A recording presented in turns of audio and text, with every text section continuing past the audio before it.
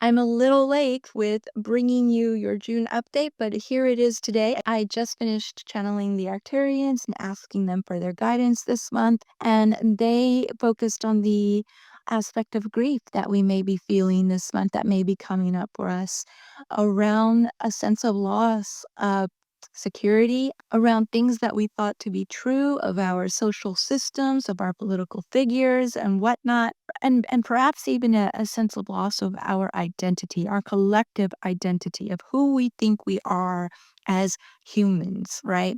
Um, so grief seems to be something that we may be experiencing this month. However, they gave us some tips or guidance on how do we stay within that grief? How do we open our hearts to move forward and transform that grief into action and actionable steps, whether they be small or big, so that we are here doing our part and making our contribution to the planet in order to bring us out of this current cycle we're in that is going to eventually move us into a brighter future, is what their message is today. So thank you for being here, and here are the Arcturians with their message today. The first thing we're seeing, my dear ones, is that image of an umbrella and rain falling upon this umbrella. What is interesting is that we are not sensing necessarily that this is a bad thing, so to speak, that this is not categorized or put into the emotion of bad, but rather that this is a time of grief for many of you. Many of you are experiencing a sense of loss. And when we say a sense of loss, this does not necessarily mean that you are losing something physical that is tangible, that you can see, that you're giving up or losing, but rather many of you are grieving this sense of loss around security, the sense of loss around identity, the sense of loss around what you once thought was true, and that is transforming, that is uh, that is changing right before your eyes. The sense of loss around societal norms, so to speak, for what we once thought was uh, set. Everything is a bit tousled or upside down at the moment. Things are not what they seemed, perhaps. Truths are being exposed in all facets of life, whether that be the financial aspect of our lives, those who we looked up to, Our political figures, many things, our systems are being exposed for the corruption that has been there and has been laying beneath the surface for many, many, many years. This has an impact on our selves. And when we say selves, we do mean with a capital S, self. That we must look within ourselves now during this time of exposed corruption or upheaval of certain systems, certain figures that are now causing us to question what is it that we have been uh, manipulated, so to speak, into believing. What is this false security that we have stepped into and been led to? What is it about what we have created here that was of my own doing, of my own giving up of self, of my own giving up of sovereignty and intuition and faith and what has been created here by others that pretended to have my interest at heart, but did not really have my interest or the collective interest at heart, where there was greed and power, rather that was more uh, tantalizing, let's say, than the collective well-being, than the collective care for our humanity, the collective well-being and love for creating something that was truly remarkable, truly inspiring. And by inspiring, whenever we use the word inspiring, my dear ones, we actually mean the breath of God, the breath of love, the breath of creation within us. So we are witnessing a breakdown of all of these different facets of our life that we have been blindly walking through and led into, and we are beginning to sense the fall of much of what we had thought we knew to be true.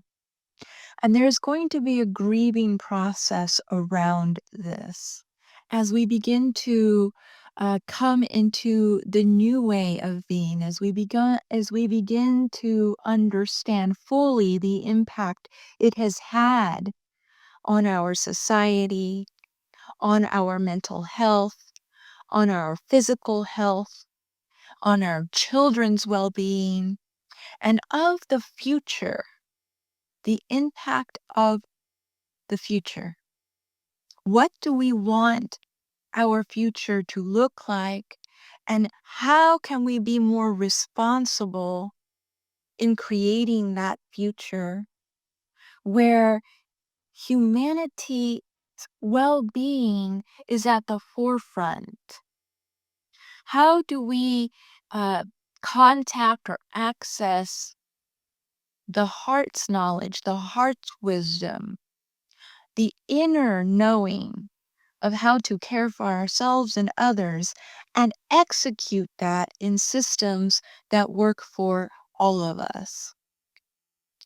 So, although there is hope, and as we have mentioned many times before, that through and out of this cycle, there will be the blooming of flowers, the blooming of something new to create, the blooming of something that does offer us a better future, a brighter future. There will be waves of grief along this as well.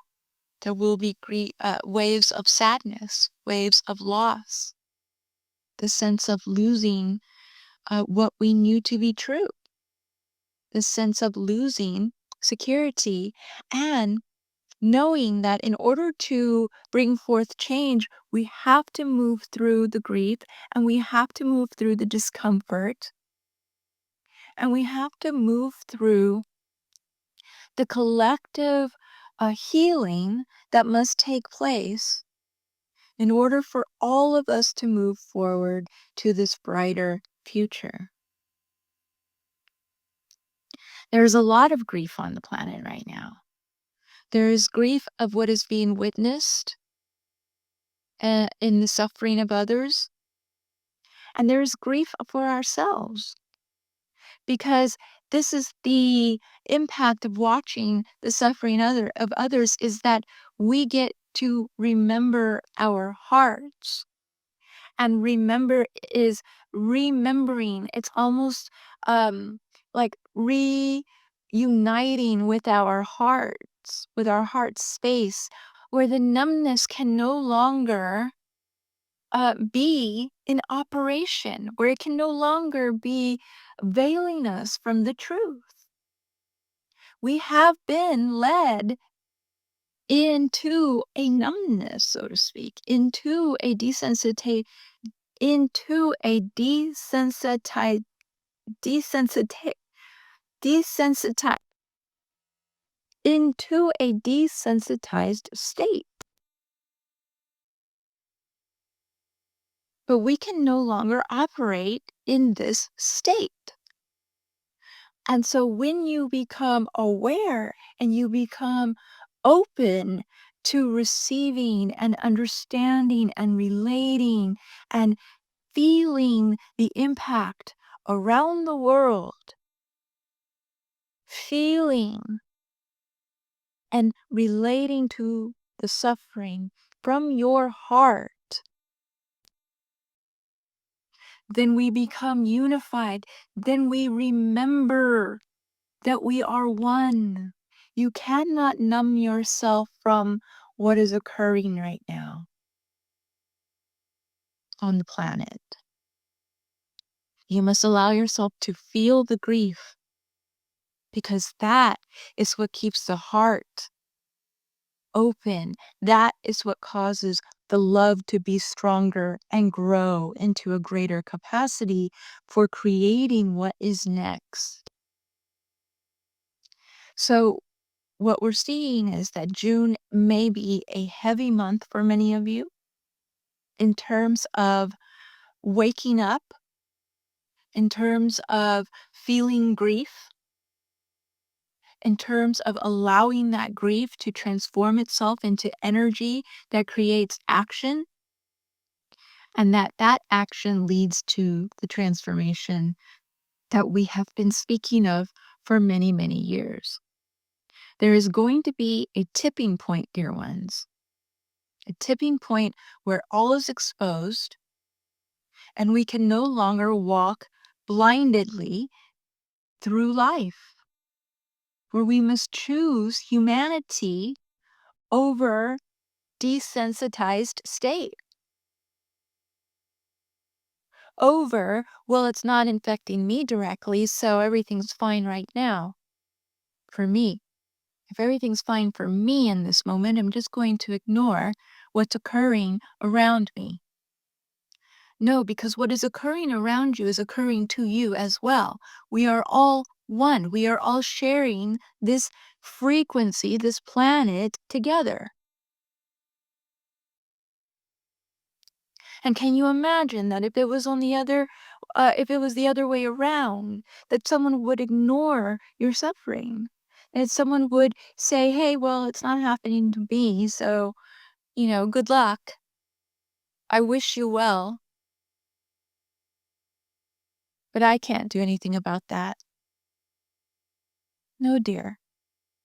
We must find capacity for our humanity at all times to do what little we can do, even if it seems like it's not enough. Moving through the grief and allowing your heart to be open and to feel the relatedness of another will bring us to that beautiful space that we can see on the other side of this cycle. So stay with the heaviness, stay with the grief, allow it to move through you, and allow it to transform you into taking action that feels right for you, whatever that looks like, small or big. But action is required. And that, again, can look in whatever way creation wants to move through you. Is that being a leader? Is that making art? Is that writing? Is that speaking? Is that singing? Is that using your platform in whatever way you wish? Is that funding? Is that cooking food for those who are in need? Whatever way it looks like for you to take action, again, small or big, do it, my dear ones. This month is all about connecting to the grief and the power of that grief to transform that grief into action. Because you are here in this particular time for a very specific reason.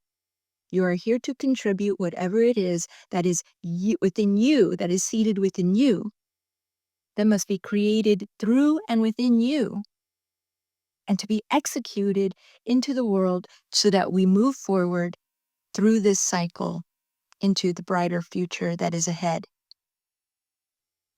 Thank you for listening to this guidance today. We appreciate that each one of you who are here and listening are here to contribute to the earth, and we acknowledge you for this.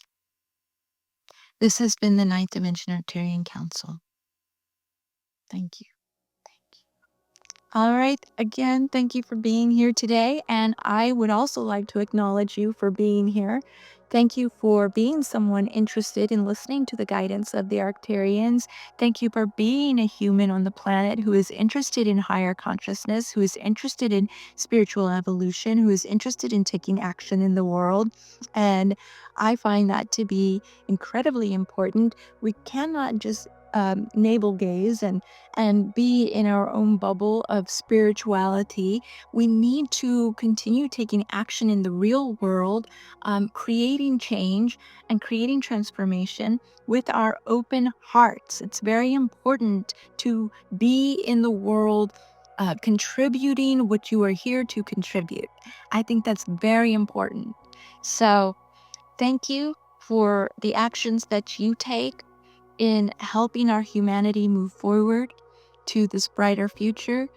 Uh, I I I am grateful to all of you who watch these videos and who listen to these messages. And thank you for your support in helping me do what I'm here to do as well. Have a great weekend. I'll see you next Saturday. Bye.